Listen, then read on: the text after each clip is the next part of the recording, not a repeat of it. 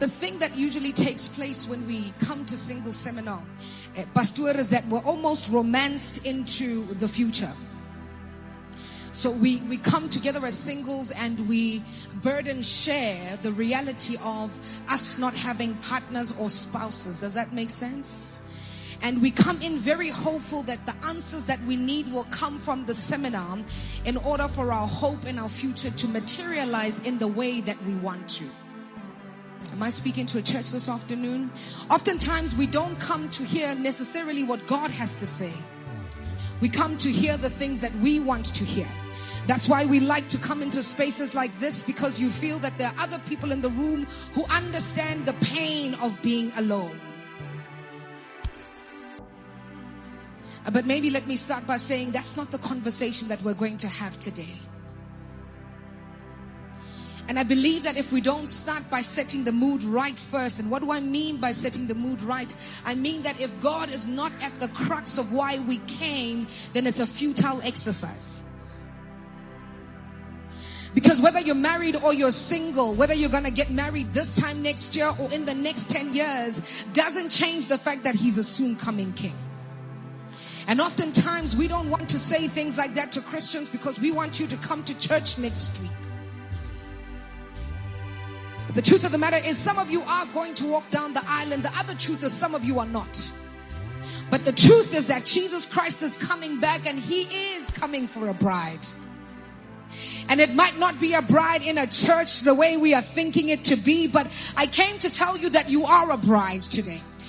And that bride is not happening because there's a pastor standing in front of you and you standing in front of the hunk or the most gorgeous, beautiful girl that you've ever dreamt of. But no, it's you standing in front of your Maker. Then the question remains, is the bride ready for the groom?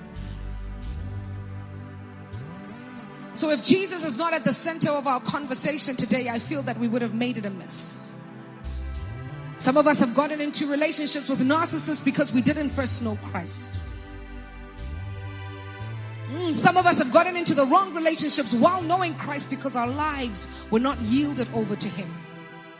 Maybe you're asking yourself, Rorisang, it's a single seminar. What is it that you're going to speak about? I'm speaking about appetite this afternoon. In Proverbs 27 verse 7, the Bible tells us, he who is full loathes honey, but even bitter food tastes good to the hungry. Some of us are here this afternoon, and the problem is not that you're single. The problem is that you're hungry. Some of you are still going to hear it as we go on. It's not that you don't have a boyfriend or a fiancé. It's not that you don't have a girlfriend or a girl you're going to marry. The issue here today is that you are hungry. See, when you're hungry, anything tastes good. When you're hungry, everything looks appealing. When you're hungry, anything that anybody can give you seems like it's pleasurable. Even if even if you're the type to say, I don't eat cabbage, that day you will eat it. Why? Because you're hungry. And many of us are Christians are actually really hungry. Jesus presents Himself as the bread of life, and most of us haven't engaged the bread of life. Therefore, we are filled with worldly things. Our standard to a good life is not the will of God. Our standard to a complete and good life is what the world has told you, because you've eaten what the world wants, but you're hungry. That's why the devil can give you any guy and you'll take it because you are hungry. That's why he's not saved, but you're still entertaining him. You are hungry. That's why she's not quite the one and she's doing alternative things, but she looks good. The figure is nice and the body is standing. You'll take it. No. You are hungry. See, the issue with hunger is it limits your options. It makes you a beggar when you're not a beggar. It makes you eat dirt when you're meant to sit at the king's table. Most of us are just hungry. We're not single.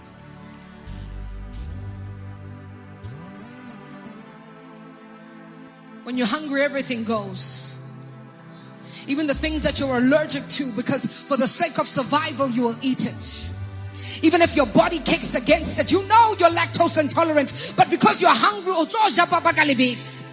you know that your body can't stomach when you eat meat, but you eat it anyway. Why? You are hungry. He says, those who are full loathe honey. See, the devil will always present things as sweet. He will always present the world as better. Come on, you're not the first person for the devil to attack. He takes Jesus to the highest point and he says, these are the kingdoms that I can give you. He gave him a sweet deal. But because Jesus was already full, even what seemed to be sweet didn't make sense to his appetite. You think you're the first person who's tested with a rich guy who looks like he's okay but is not saved? Baby girl, you think you're the first guy that everybody is looking at in the family, that why haven't you brought a wife? My guy, you are not the first one. We're hungry. Some of us are just hungry for sex. We're not looking for marriage. We're hungry. You're hungry to be touched and held. You're not looking for companionship. You're hungry. That's why they can treat you anyway. Today he sleeps with you. Tomorrow he ghosts you. Next week you go back. No, mama, you are hungry.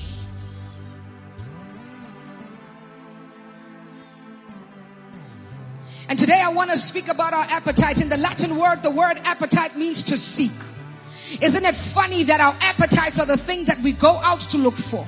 At the very premise of what God calls us to, he says, seek ye first. Seek. Have appetite for me first. Be filled with me first. Know me first. Let me occupy you first. Then these other things I will add to you. Isn't it important that our parents will say, eat your vegetables first? Eat what is good for you first. I know you want the ice cream, but it makes more sense for you to eat the solids. Because no matter how much you like ice cream, it can never satisfy you. See, God wasn't saying it because he wanted to sit at the top. Whether or not you put him first does not shift him from the fact that he's sovereign and almighty. No, when he says, put me first, it's actually for you.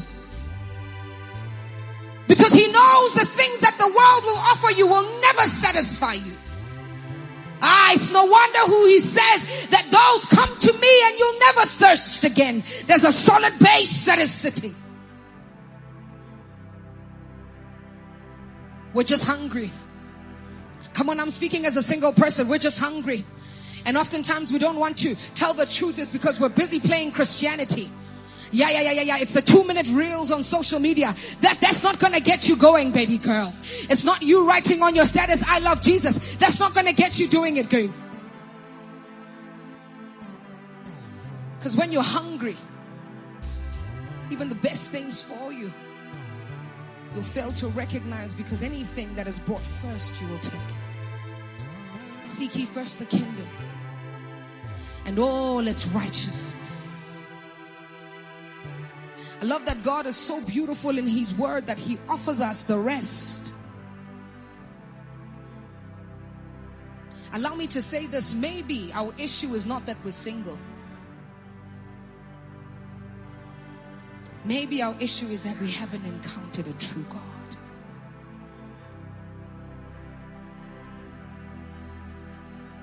Maybe it's not that you're not married yet. It's that you have not yet seen the one who died for you. It's not that they're not asking you out. You're wondering, where are the guys? It's the guy who died for you, you have no time for. Maybe the issue is not singlehood. The issue is a lack of Christ in our lives.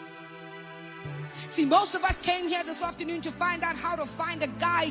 I came to tell you about a guy who did it long before the other guys.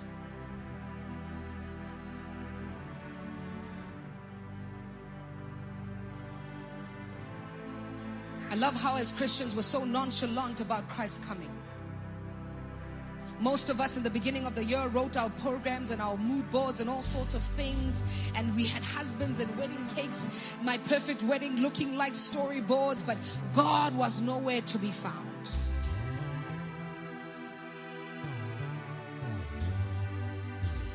We're just hungry. You can get married next year, you'll still be hungry. Ask around to the married couples that it doesn't survive because we're wearing matching clothes and we look cute on Instagram. It takes a whole lot more. Even they too are hungry.